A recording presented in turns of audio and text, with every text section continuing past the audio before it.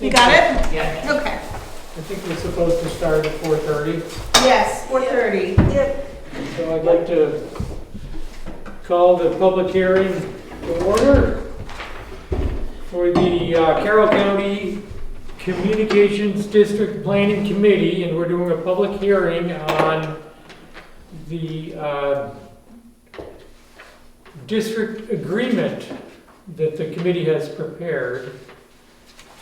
And we have copies available for the public, along with copies of RSA 53G as well available.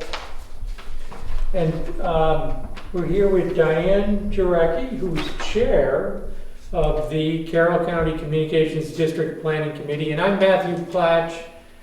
I am here as a consultant to the committee, and I'm one of the commissioners here in Carroll County as well, on the Carroll County Board of Commissioners. A little background here. We here in Carroll County, we set up a broadband committee, Carroll County Broadband Committee, back in 2019. Rick Highland and Steve Knox got that going, and all the towns in Carroll County became members. The broadband committee was pretty active. The goal was to help facilitate better broadband internet access for everybody in Carroll County. Because there's a lot of folks in Carroll County that have not had good internet access. A lot of the towns, a lot of the people in the towns. The broadband committee was very successful. We got lots of interest from the providers. It includes Consolidated Communications, now New Hampshire Electric Co-op, GWI out of Maine. The state reps in Carroll County participated. Senator Bradley participated. Each town in Carroll County sent 2 people as representatives, a representative and an alternate. And we made a lot of progress. We did a feasibility study as well through a grant that we got. And the feasibility study really showed the need for better broadband here in Carroll County. And when some grants became available, we discovered that we were not able to apply for them because we're not the broadband committee was not a legal entity or a municipal entity. In the meantime, we got some legislation through down in Concord with the help of Senator Bradley and others to allow formation of a communications district, which would help the process of getting this, achieving our goals of having better broadband for everybody. And so we've been working on that for the past year. The first step was to form a Carroll County Communications District Planning Committee, which started meeting back in January of 2022, about a year ago. Was it February? The first meeting was February of 2022. Yeah, because March is when we actually formed. Yeah. And so Officially. after several meetings, it was determined by the representatives sitting on the committee that it made sense to go forward with forming an actual communications district.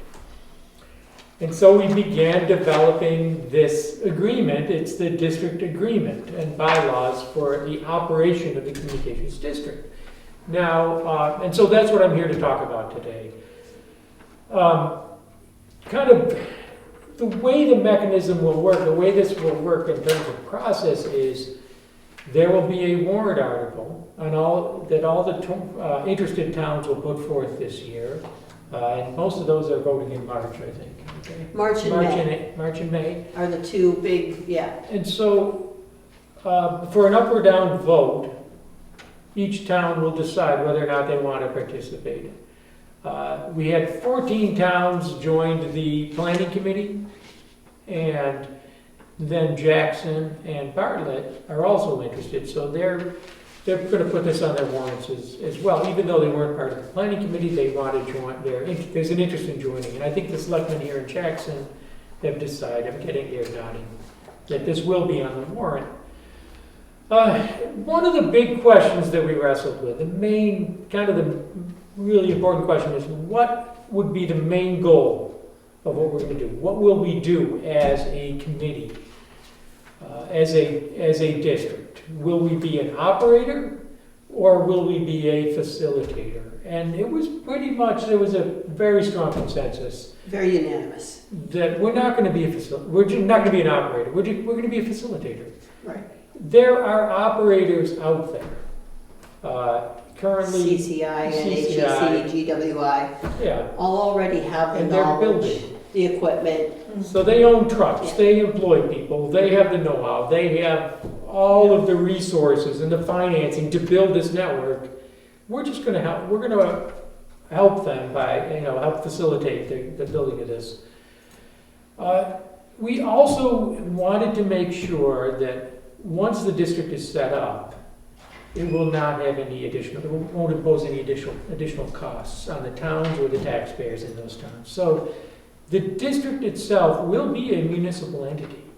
As a municipal entity, you will have lots of authority it will be eligible to receive grants that are available only to municipal entities.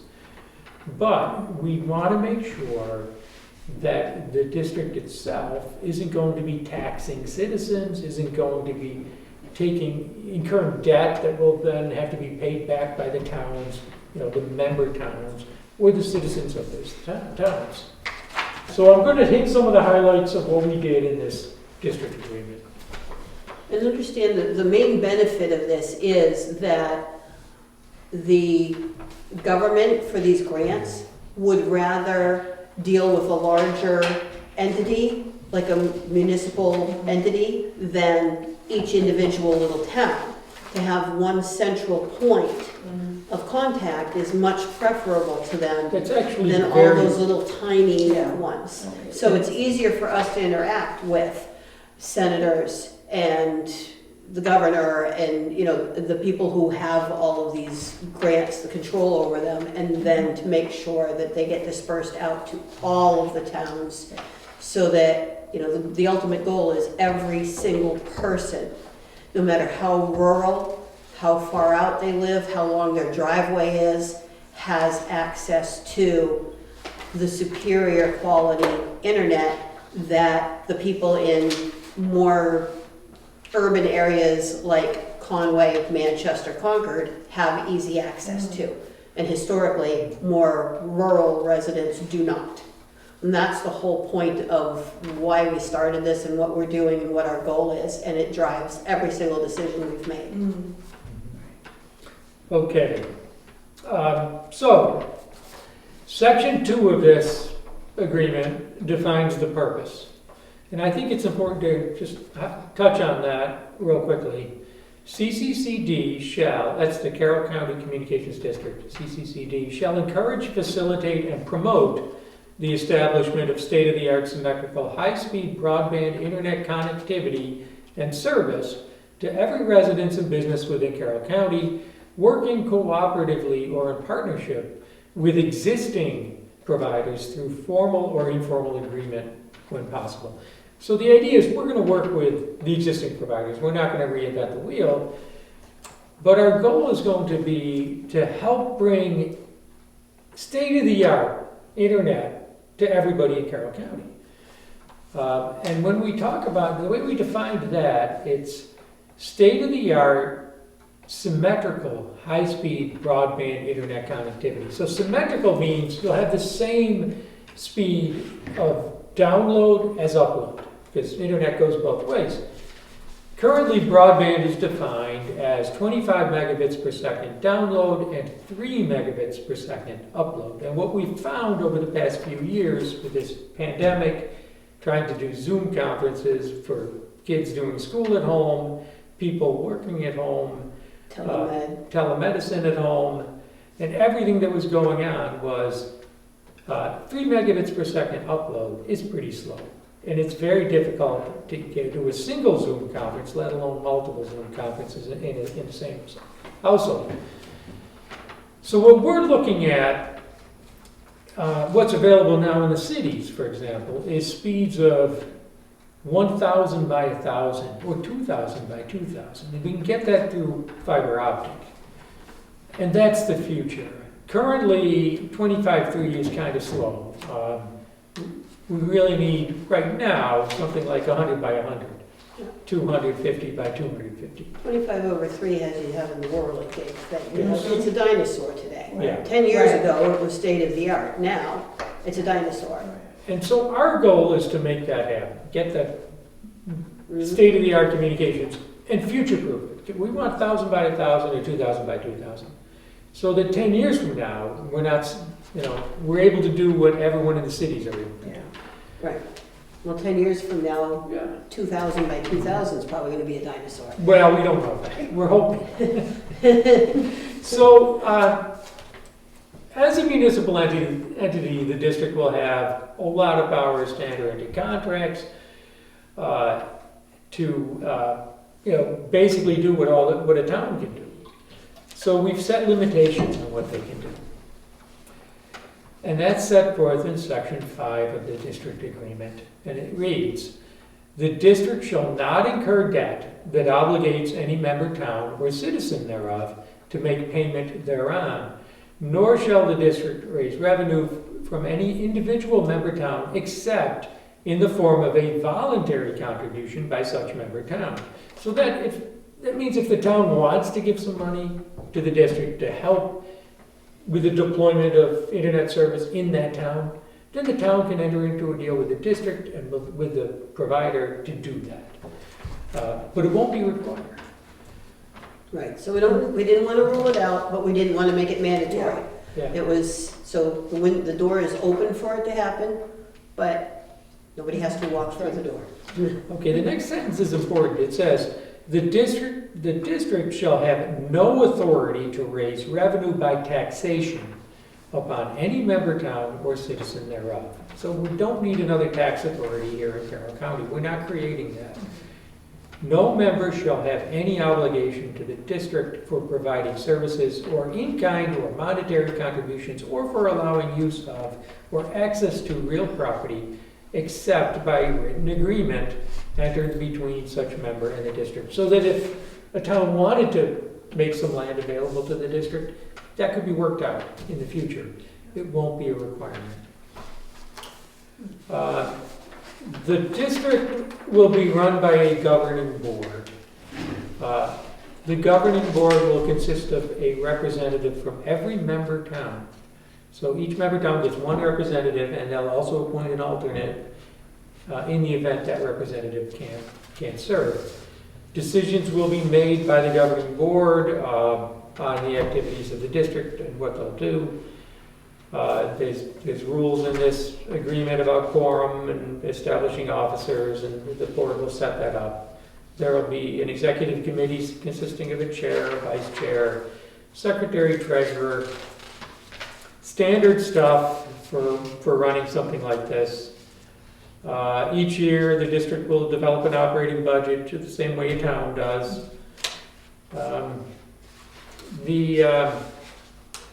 Section 27 provides for members to withdraw. So if a member town decides at some point in the future, after joining, that they would like not to be a member of the district anymore, they're free to withdraw. The way you withdraw is the same way you get to be a member. So you become a member by a vote of your legislative body. You withdraw by a majority vote of your legislative body.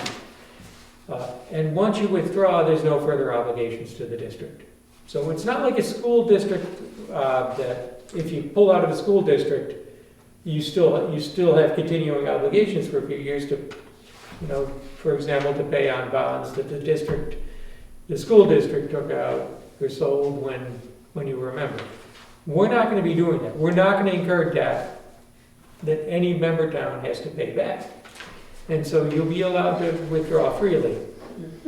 So there's no cost to joining, really, except you have to appoint a member, And an a alternate. representative and an alternate. Show That's up it. to meetings so we can have a Okay. quorum and make things happen. And the representative is a resident of A the registered town. voter, correct? Do Yeah. they need to be a registered voter of the town? That's not specified. Okay, Yeah, That's that's not really, specified, yeah, okay. so they have to be a I resident. They have think to you be would be resident. appointed by the selectmen. Yeah. They could appoint So- whoever they Yep. wanted. It doesn't even say you have to be a resident Oh, of the okay. town, but, I mean, Okay. if you wanted to appoint someone who, for some reason, I don't know, you probably want to appoint a resident. Yeah, Yeah, okay. it doesn't say you have to be.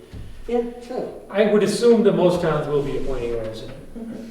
but in any case, the person you appoint would be representing the town, and, Right. yeah. So it has to be So- somebody that the town, the selectmen feel would be a good representative for the town. Yeah. Period. Absolutely, yeah. And So- then an alternate, should something happen that that member can't make a meeting, or something happens and they can't make any more meetings or whatever, one person is a backup. Right, Yeah. right. So each town has one voting member. Mhm. So what are the benefits of joining?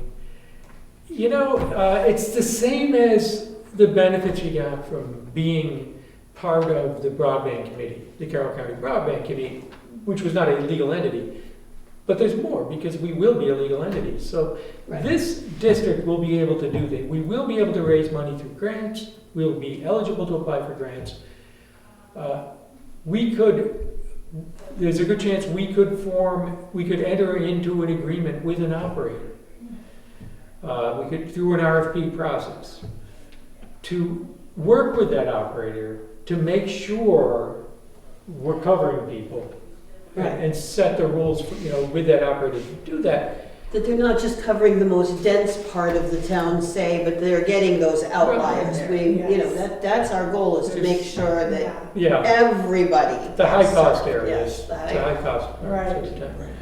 The Because- district would have authority to issue revenue bonds. Revenue bonds are not paid back by the taxpayers, they'd be paid back by operations of the service. right, The business of providing service. So that would only happen if there's a private partner, Mhm. a provider that we get into partnership with. But we could issue revenue bonds as a district to help fund deployment right. within the towns. There's a lot of information sharing that took place within the Carroll County Communications Committee. The members shared a lot of information, and that would continue. It's going to look a lot like the committee plus. Mhm. Plus will be a municipal entity. As a larger entity, as Diane was saying earlier, as a larger entity, we get a lot more attention, we get a lot more credibility Right. than we can get as 20 separate towns in Carroll County. We have one member of the planning committee who already said that just being part of the broadband committee and then this planning committee has gotten him calls back from people who never returned his calls before. Yeah. Yeah. Because he's now part of this larger group. So where they might not call somebody from the little tiny town of whatever, Exactly, yeah. Mhm. they will call back Mhm. somebody who is a member of the communications district. They'll call back the Right. district. Yeah, And we're already So- getting, I mean, we get calls from Fidium, we get information from Fidium now, we Mhm. get information from New Hampshire Electric Co-op that we wouldn't get Yeah. well, like you as said, a we've single had Jeff town. Bradley working with us and stuff, so, we get That's that. Mhm. That's true. And Flow even as, isn't what we gonna found in the, as part of the broadband committee, the Carroll County Broadband Committee, I was vice chair of that, and Rick was the chair, along with Steve. We were able to get a lot of things done in Concord, working with our Senator Bradley and with our representatives. We got some changes in the RSAs, including RSA 53G. We also got some changes in the pole attachment rules. We had some impact on pushing to set up the grant program that's being implemented now, and that will continue. So we have a larger voice, a more powerful voice, and we get some recognition. We can make more things happen, and look out for the people in Carroll County, protect our citizens better as a group. And again, at no cost. to the towns or the citizens. So it's kind of a win-win. It's like the best of all worlds. It's in a nice lot of because it ways. gives equal weight to, say, little towns like Jackson and Eaton and Freedom as the weight that a town like Conway has. You know, Yeah. it gives you that equal weight because you're part of this larger entity. Yeah. So, because Conway is going to be part of this too, or at least it's going up to their town for vote as well, they're supporting it. And so, you know, if they're a member and Jackson's a member, Conway's not getting special attention because they're Conway, they're part of the district, and everybody's getting that attention. Yeah. And that, you know, that's the goal, to equal the playing field basically, because they're already working on technology. Rick sent me I forget the name of the speed for this, but it is beyond what most people could wrap their heads around today. So we're already experimenting with speeds that would make 2000 by 2000 dinosaur. And if that's already in play today, then 10 years from now, these speeds that seem so lightning fast are going to be slow. Yeah. So that's the whole point of this, We've seen is that to already, keep this, you know, to be able to keep us up to speed, Yeah. no pun intended, Right. you know, with the rest of the world. Mhm. That, you know, places like New York City aren't going to be able to get so far ahead of Jackson, New Hampshire, you know? Yeah. Right. Well, and, It's to keep us, I mean, think of how your kids learn today.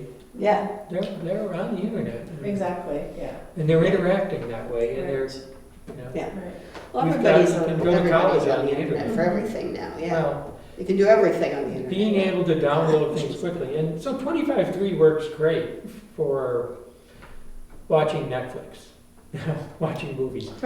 That we can do so much more. Yeah, yeah. Well, and in the with future, connectivity, 25.3 probably isn't gonna get you a Netflix movie anymore either, you know? I No, mean, no, that's the yeah. thing, the future is getting faster and faster and Yeah. faster, and we are currently very far behind in rural areas. Other counties in New Hampshire are 3 years behind us in getting started now. They're just starting where we were. Yeah. Actually, nobody else is as far along as we are here in Yeah. Carroll Really? County. Yeah. Not And in in the fact- whole state of New Hampshire, yeah. We are the first in New Hampshire to be doing this. We are Vermont and Maine have them, so we're the third in the country. Well, The Vermont- country's watching us. There Yeah. are rural areas, you know, out in other states Yeah. that are watching what's happening here.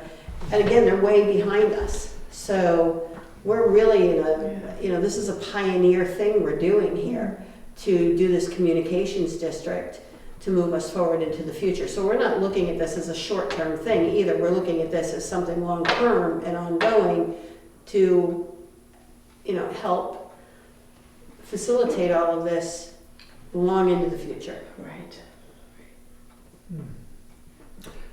Yeah, it's kind of unique, and we can, you know, we can It's very affect what unique. goes on at the Federal Communications Commission and in Washington with this. Yeah. Which would be a lot harder to do as a separate town. Yeah. So, I don't know if you have any questions, happy to answer. Whatever we need to do. So there will be, I guess, the selectmen already voted to put this on the warrant. Yes. The language of the warrant article is set by statute. It's not subject to change at town meeting. Mhm. It is as follows. Shall the town of Jackson accept the provisions of RSA 53G 1 through 11, providing for the establishment of a communications district, together with the municipalities of, we'll list the other municipalities, in accordance with the provisions of the proposed agreement, that's this, filed with the Board of Selectmen. This will be available on your website. Yes, we'll put that We'll on the make website. RSA 53G available as well. I have copies if anyone needs them. Yeah. I'm easy to Some physical find. copies here.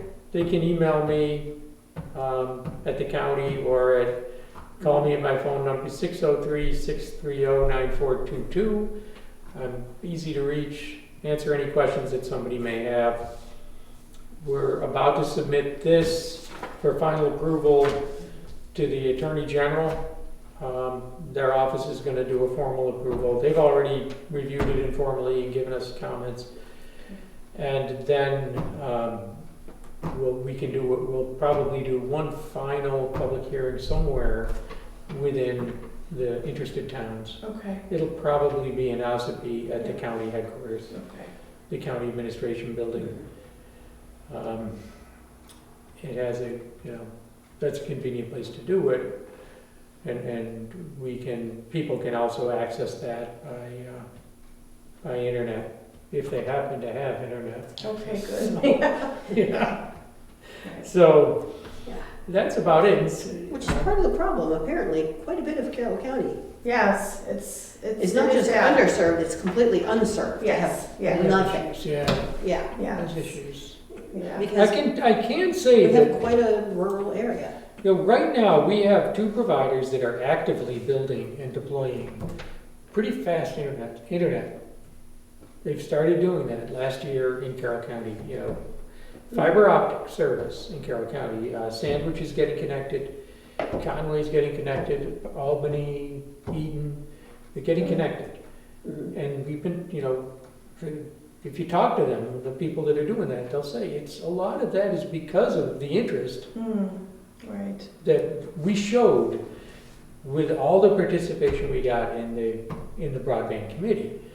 And because of the feasibility study and the results of the feasibility study that we did, we showed there's a need here, there's an interest, the customers are here, come out, deploy it, and people will buy it. Right. So they're doing it. And that will continue, I think. Well, the grants are helping with building the infrastructure in those outer lying areas. Conway's easy, Yeah. but, and down main streets, down like 16, down 153, that's all really easy. Right. Building I live out, in Chatham. building out areas like Chatham, I building was out there a couple of weeks ago. building out areas Internet is awful where there. people have, half-mile long driveways Mm-hmm. or mile-long driveways. Right. That's not feasible for a lot of these companies without doing something like this and without getting that grant money. And we are able to make sure that we get bigger chunks of that grant money to help them Right. and to facilitate this so that we can get all those people that if you want it, it's there. Mm-hmm. You don't have to. We had somebody ask us, because she's off grid, if it comes through across in front of my house, do I have to get it? No, you don't. Yeah. But No, you we don't. want it to be there for you should you want it. Should you want it? Right. There's the point. Right. And hey, if you've got the mile-long driveway and you don't want it, then maybe they won't build up your driveway because you didn't want, but you might want to Well, do that for the future owners, It's how people interact with government now, with Oh, yeah. businesses, with their bank Yeah. Yeah, in real time. And it's how With everybody, yes. Everybody communicates that Right. way, Right. so. Well, Great. that's about all we got. Yep, that's it. So unless there's more, why don't we close the public hearing? And if anyone has any questions, please reach out to Yeah, me. I'd okay. love to hear comments and questions and try to resolve them. We hope this gets approved. We think it's a good thing for everybody, so. Well, great. Thank you.